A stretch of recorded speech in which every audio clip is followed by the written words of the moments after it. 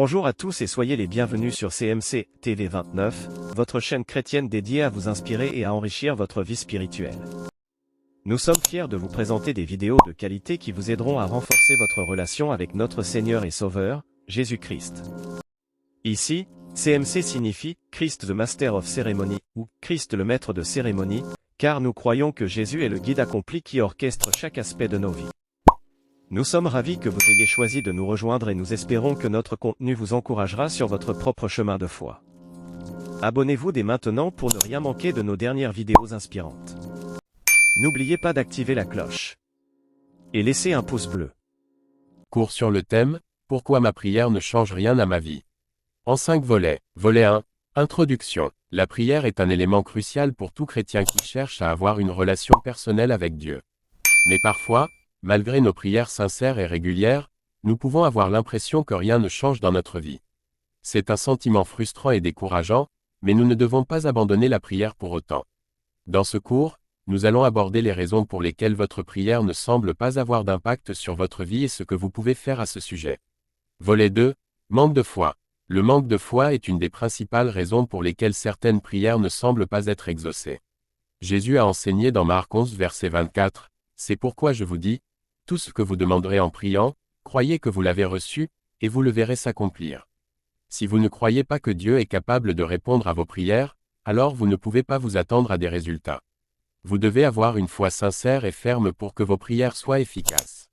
Jacques 1 verset 6 affirme, « Mais qu'il demande avec foi, sans douter, car celui qui doute est semblable au flot de la mer, agité par le vent et rejeté çà et là. » Volet 3.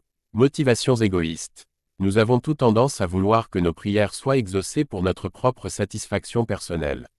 Cependant, si nos motivations ne sont pas pures et désintéressées, cela peut affecter l'exaucement de nos prières. Jacques 4 verset 3 nous met en garde. Vous demandez, et vous ne recevez pas, parce que vous demandez mal, dans le but de satisfaire vos passions. Nous devons nous rappeler que Dieu ne sert pas nos intérêts égoïstes, mais plutôt sa propre volonté et son plan pour nos vies. Volet 4. Obstacles non résolus. Il peut arriver que nous ayons des obstacles ou des péchés dans notre propre vie qui empêchent notre prière d'être entendue et exaucée. Parfois, Dieu ne répond pas à nos prières parce qu'il veut d'abord que nous réglions certaines choses en nous-mêmes. Dans Psaume 66 verset 18, il est écrit, « Si j'avais conçu l'iniquité dans mon cœur, le Seigneur ne m'aurait pas exaucé. » Prenez le temps de rechercher la volonté de Dieu et de vous repentir des péchés connus qui pourraient entraver votre relation avec lui. Volet 5. Temps de Dieu. Enfin, nous devons nous rappeler que Dieu travaille tout selon son temps parfait. Il est possible que Dieu ne réponde pas immédiatement à vos prières, mais cela ne signifie pas qu'il ne vous écoute pas.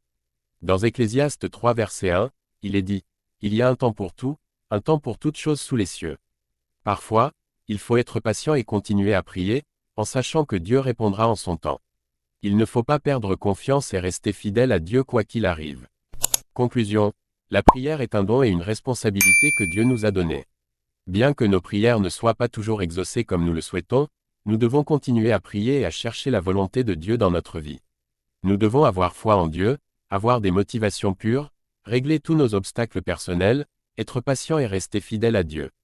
En persévérant dans la prière, nous finirons par voir les résultats que nous espérons. Abonnez-vous pour ne pas manquer la suite de ce cours d'évangélisation sur le thème « Si nos motivations ne sont pas pures et désintéressées, cela peut affecter l'exaucement ».